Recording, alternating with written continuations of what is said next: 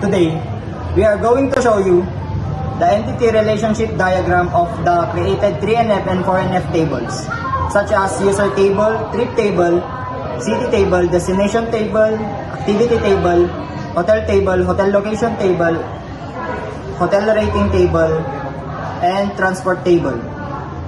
These are the created ERD of those tables. The first one is the city table.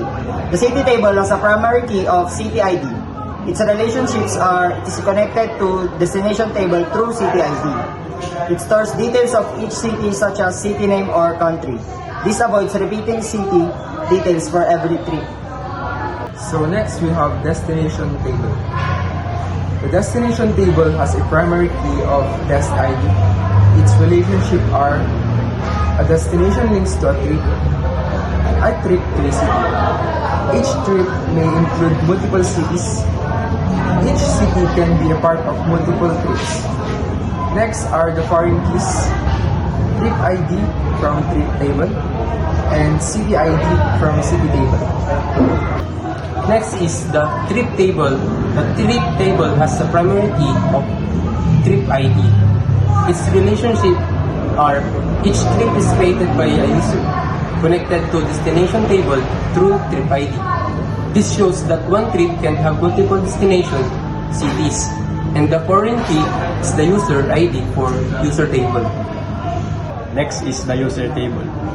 The user table has a primary key of user ID. Its relationships are connected to trip table through user ID. This means each user can create or own multiple trips, but each trip belongs to only one user. Next is the transport table. The transport table has a primary key of transport ID. Its relationships are each transport record is linked to a specific activity. This allows multiple transport options per activity. Examples are taxi, bus, and train. And the foreign key is activity from the activity table. Next is the activity table. The activity table has a primary key of activity ID. Each relationship are each activity belongs to a specific destination connected to transport table through activity ID. This means user can plan different activities per destination and assign transport for them. And the foreign key is the Des ID from destination table. So next we have the hotel location table. The hotel location table has a composite key of hotel ID and Dest ID. Its relationship are links hotel to destinations.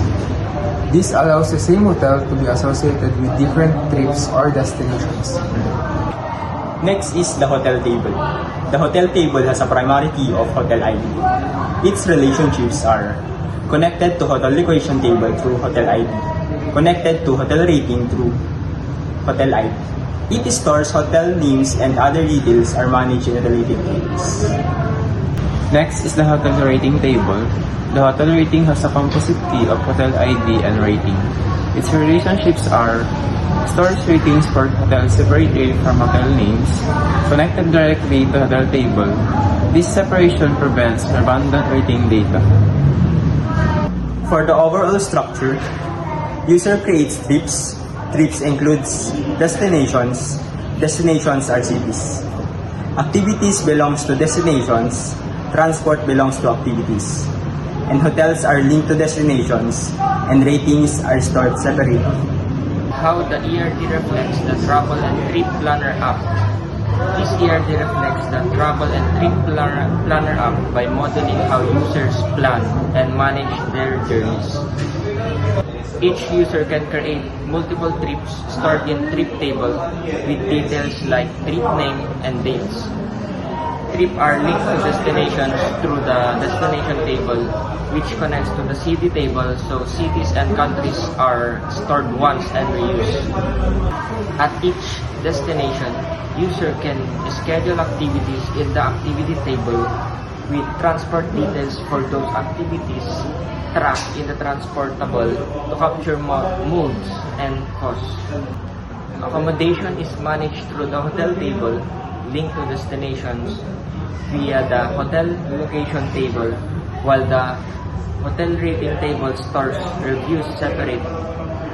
Together, these relationships capture the full planning process: who is traveling, where they're going, what they'll do, and how they will get there, and where they will stay, while keeping the data organized, reusable, and scalable for many users and trips.